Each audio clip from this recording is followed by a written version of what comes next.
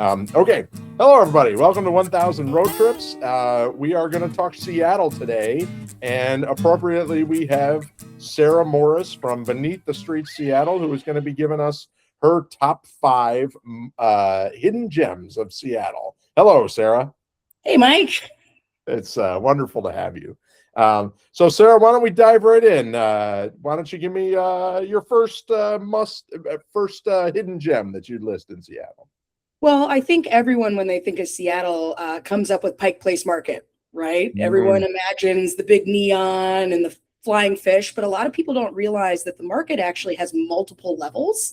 And so underneath the first floor, you can go down into magic shops, bookstores, cooking stores, and there's hidden gardens there, as well as just great places to sit, eat, drink a beer. So don't just stay on the top level of Pike Place Market. Go down the ramps and the stairs, and you're always going to find something hidden and neat and uniquely Seattle down there. That is amazing. Oh my gosh. All right. So beneath Pike Place Market. I love it. You see, there's a theme here. I love things that are underneath, right?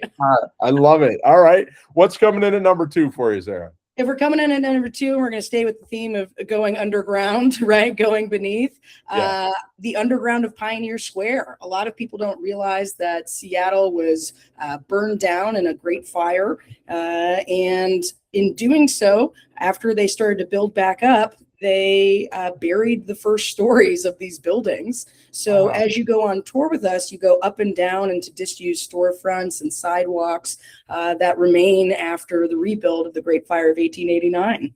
Great. And Sarah, does your tour do both of these first places you described? Are they both on your tour? No, the Pike Place is not on our tour. Okay, that's what I thought. All right. However, there are tons of Pike Place tours. Yeah.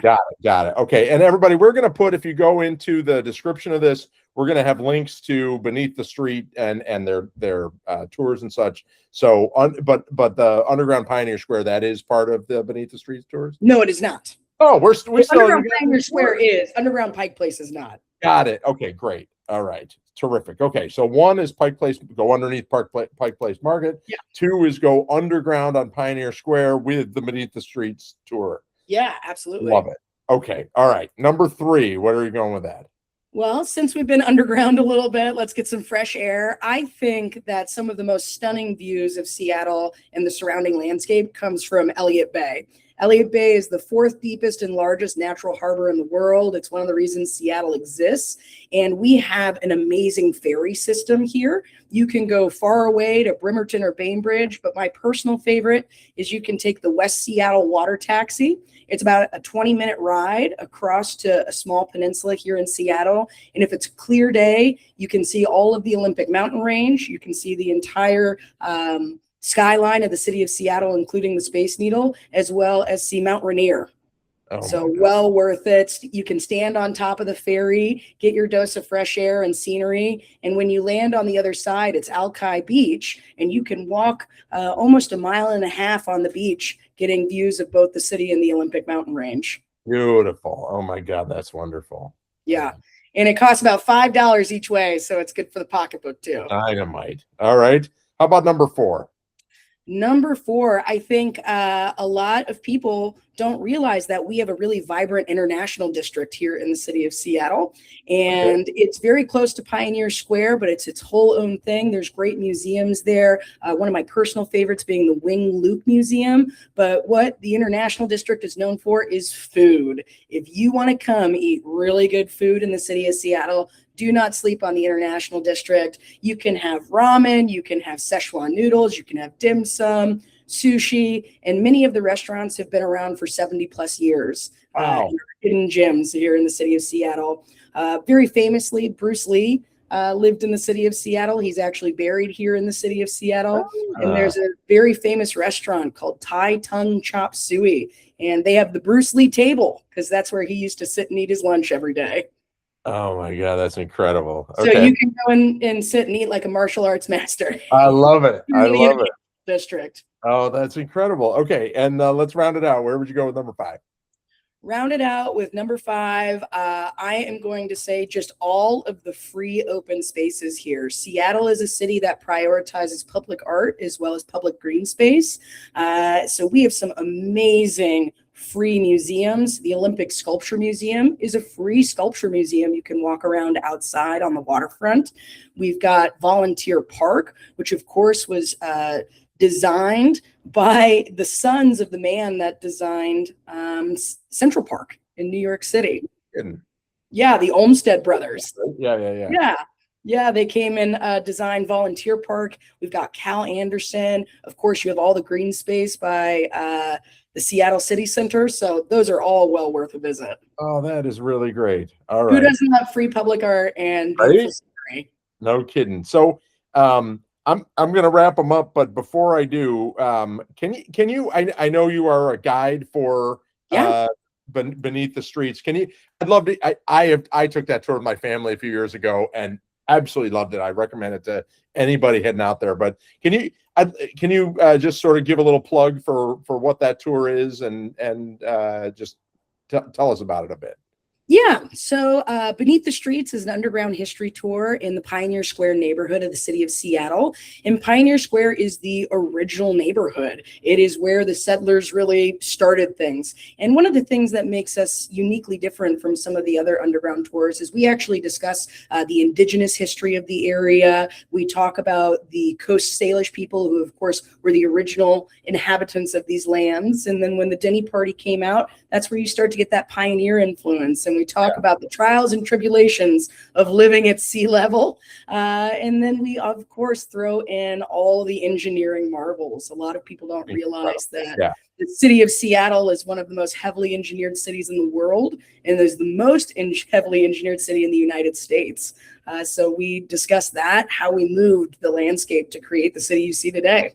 Incredible. Yeah, I can't recommend that enough. That's great. So I'm going to rattle them off here. So number 1, we've got the Pike Place underneath the Pike Place Market. 2, we are recommending go underground with Beneath the Streets tour of the Pioneer Square area, which you will absolutely love. 3rd, we're going Elliott Bay, where you take that West Seattle water taxi in your just remarkable ferry system. 4 is the International District with museums and food and Bruce Lee history. And then finally, we're rounding up at 5 with the free open spaces with free sculpture gardens and art and just, breathe the fresh air. It's just terrific. Yeah. And can I do an honorary bonus mention? Go for it. I love it.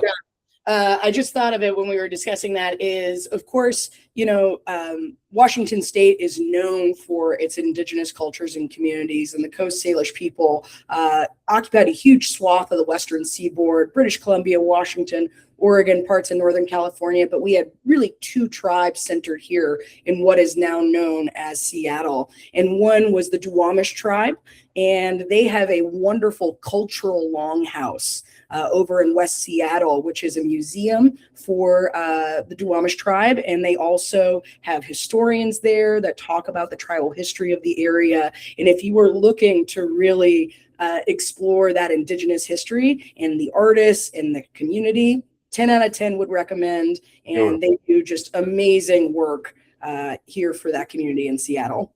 Love it. Oh, that's wonderful. Great. Okay. And then Sarah, can you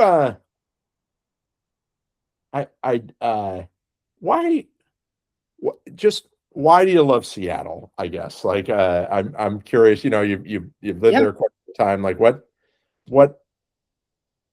why should people come there, and why do you love it, and what's special, I suppose? Yeah, I think there's a couple of things that make Seattle really special. And I think first off it is one of the most beautiful places in the entire United States. The landscapes are just stunning. You get a clear day here in the city of Seattle. You've got the Cascade Mountains, you've got Rainier, you can see Mount Baker, you can see the Olympics, and you just kind of are in awe of how big mountains can be. It's incredible. Yeah, I always joke that the first time I saw Mount Rainier, I understood why the ancient Greeks put gods on mountains, right? I'd never seen anything that big. It's a 14,000 foot plus mountain, and you kind of get it. And so the landscapes are second to none. I think the other thing is, even though it is a big city, and people talk about something called the Seattle freeze, which is it can be hard to make friends and so on and so forth. However, I have not found that to be true. Every time I go places, if you are open and friendly and interested in learning about Seattle and appreciate what the city brings to the table, Seattleites are happy to have you here. We want you to have a good time. We want you to enjoy our laid back atmosphere, and just recognize that sometimes we've had a little bit too much coffee. And if you just give us, a minute to calm down, we've got it going. But it's a beautiful city with kind people, great food, and a really unique and weird history. Oh, I love it. I love it. All right, everybody. Well, that is Sarah Morris with her top 5 hidden gems plus some bonus stuff, which I cannot recommend Seattle enough. So get your butts out on the road. It's starting to get to be really nice weather, and get yourself to Seattle because it is a fabulous place. So thank you so much, Sarah, for joining. Thank you, Mike. We appreciate it. All right.